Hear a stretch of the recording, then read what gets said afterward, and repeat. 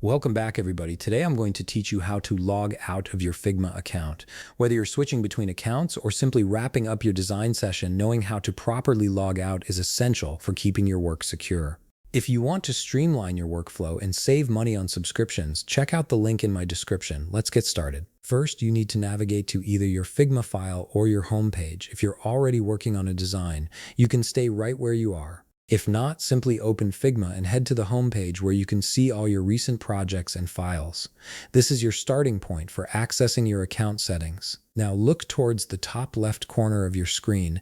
You'll see your profile name or avatar displayed there. This is your account identifier and serves as the gateway to all your personal settings and options. Go ahead and click on it. When you do this, a drop-down menu will appear with various account-related options available to you. From this drop-down menu, you'll see several choices, but what we're looking for is the Log Out option.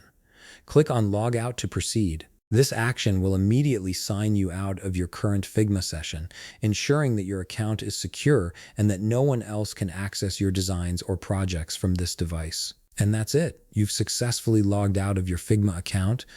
This simple process helps protect your work and maintain privacy, especially if you're using a shared or public computer.